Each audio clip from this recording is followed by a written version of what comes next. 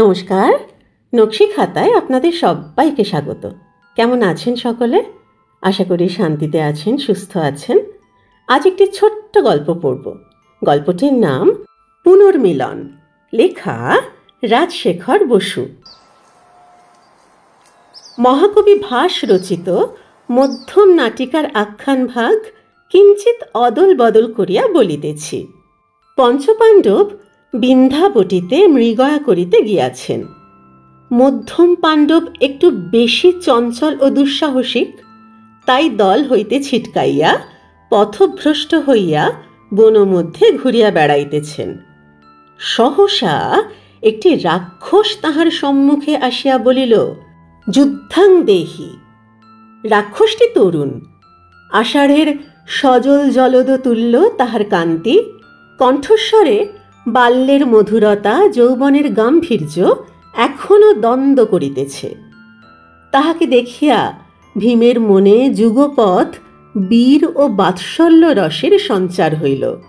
বলিলেন, ওয়ে বালক, তোমার সঙ্গে আমি লড়িব না, বরং তোমার পিতাকে ডাকো।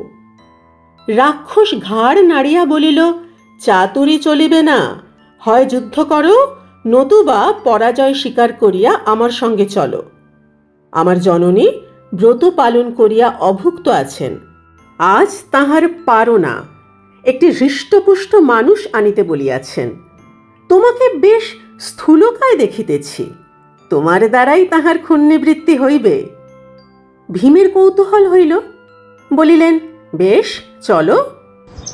অনেক বন জঙ্গল গিরি নদী অতিক্রম করিয়া রাক্ষস ভীমকে একটি প্রকাণ্ড পর্বত গুহার দ্বারদেশে আনিল।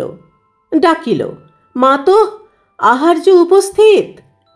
ভিতর হইতে রাক্ষসী বলিল, চিরজীবী হও বৎস, তোমাকে গর্ভে ধারণ করা সার্থক হইল।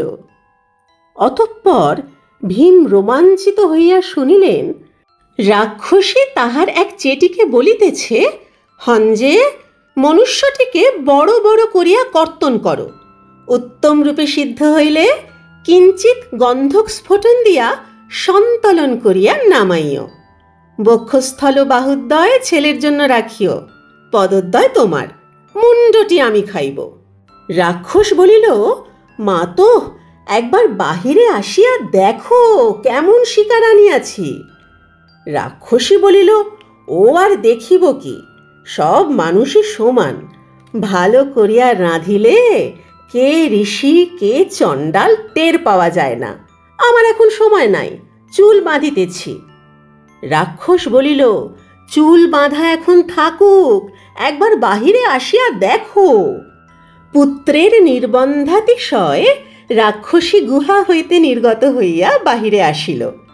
ভীমকে দেখিয়া চমকিত হইয়া জিহ্বা দংশন করিয়া কহিল, ছি ছি, লজ্জায় মরি, ওরে উন্মাদ, ওরে ঘটোৎকচ, প্রণাম কর বেটা। ভীম বলিলেন, কেও? দেবী হিড়িম্বা? প্রিয়ে, আজ ধন্য আমি। রাক্ষসী কি খাইল ভাস তাহা লেখেন নাই। গল্প পুনর্মিলন, লেখা রাজশেখর বসু। এই ছোট্ট মজার গল্পটি পড়তে ভারী ইচ্ছে করলো। সকলে খুব ভালো থাকবেন, আনন্দে থাকবেন, পরিবারকে নিয়ে শান্তিতে থাকবেন। অন্য একটি গল্প নিয়ে শিগগির দেখা হচ্ছে। আজ আসি।